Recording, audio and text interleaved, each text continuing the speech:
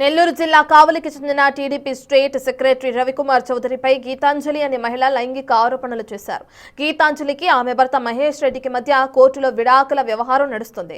గీతాంజలి భర్త మహేష్ రెడ్డి, మహేష్ తండ్రి కోర్టు దగ్గర దాడి చేసినట్లు కావలి పిఎస్ లో కంప్లైంట్ చేసింది గీతాంజలి. కావలి ప్రెస్ క్లబ్ లో మాట్లాడిన ఆమె తనకు తన భర్తకు మధ్య గొడవలు రావడానికి కారణం రవికుమార్ చౌదరి అంటూ ఆరోపిస్తున్నారు. ఆమె తన భార్యాభర్తల మధ్య గొడవలు పెట్టి మరీ రవి తనపై లైంగిక వేధింపులకు పాల్పడుతున్నాడని అంటున్నారు గీతాంజలి. తనకు తన భర్తకు రవికుమార్ చౌదరి నుంచి ప్రాణహాని ఉంది కాబట్టి పోలీసులు రక్షణ కల్పించాలని డిమాండ్ చేస్తున్నారు. ఆమె 2016-25 ఆగస్టున మన్వాల్పాడు గ్రామం చేజర్ల మహేష్ రెడ్డికి ఇచ్చి వివాహం జరిపించారు పెద్దల సమక్షంలో.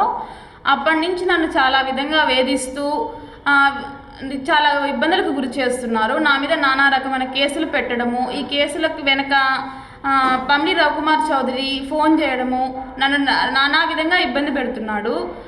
నేను నా భర్త హైదరాబాద్లో ఉన్న సమయంలో మా ఇంటికి రావడము, అతను డ్యూటీకి వెళ్ళాక నన్ను శారీరకంగా మానసికంగా వేధించడము, నేను ఎదురు తిరిగి అడిగితే ఏం చేస్తావు, ఎవరికి చెప్తావు అని బెదిరించడము, నా భర్త లేని సమయంలో ముఖ్యంగా నేను ఏ ఊర్లో అయితే ఉంటానో ప్రతి ఇంటికి రావడము, ఈ విధంగా నన్ను గురి చేస్తున్నాడు.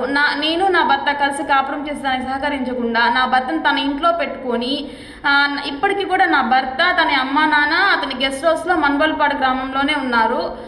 ఈ విధంగా నేను ఏదైనా వెళ్తే నా మీద విడాకుల కేసు వేయించడము, ఆ విడాకుల కేసు వేయించడానికి కూడా ముఖ్య కారణం తానేనని వాళ్ళ తరపు లాయర్ నాకు ఫోన్ చేసి చెప్పడము, నా బిడ్డను తీసుకొచ్చి అప్పచెప్పమని చెప్పడము.